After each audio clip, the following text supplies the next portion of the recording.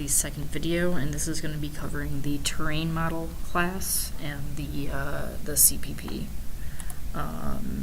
Yeah, terrain model class and terrain class. So the terrain model, obviously, it has a plane model, and it, I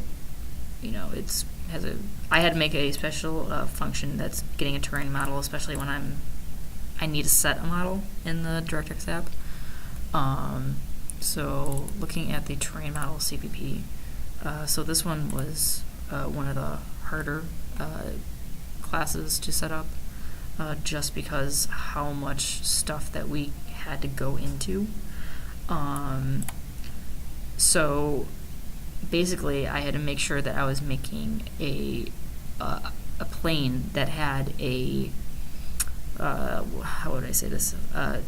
Obviously a H side and a V side, and they each had to be about the same size. So I gave it a pixel width of 4. So I would have to determine the number of vertices from that and the number of triangles, depending on how many vertices I was giving it.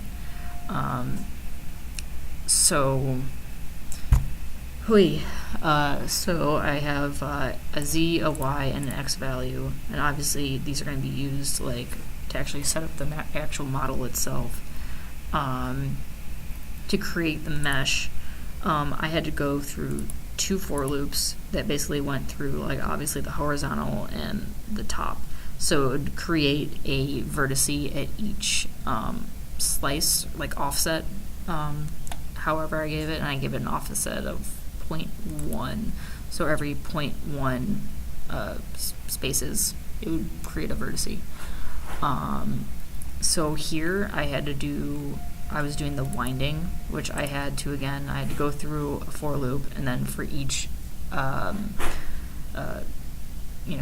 number of triangles that it was supposed to have, I was making sure that the vertices were not going off the edge. If it was obviously a 4x4, it wouldn't put stuff on the side. And I would have to create a top triangle, so the top triangle, and then I would have to create the bottom triangle for each little square in that mesh. I then had to set the normals for the terrain, which I made another for loop and a crap load of if-else statements determining if it's the top row null, I have to make it null. If it's the left side, I have to make it null. Right side, make it null. Bottom, make it null. So I had to cover each side of the terrain and make sure it was normalized. Nulled out technically. The normals were nulled out. So if I'm in the middle of the terrain, so if I wasn't any of the edge cases, then I would actually determine all of the cross vector for each of the vertices, and I would do this all through here. So obviously then at the end I would make a plane based on the vertices, the inverts, the triangles, and then I would render that.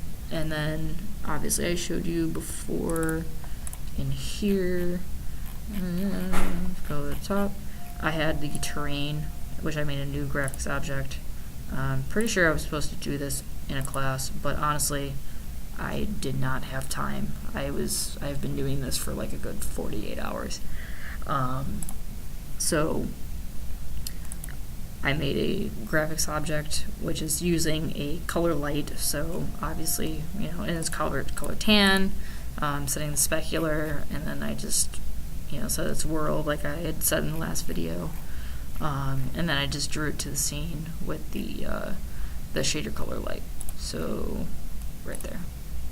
So yeah, that concludes this video.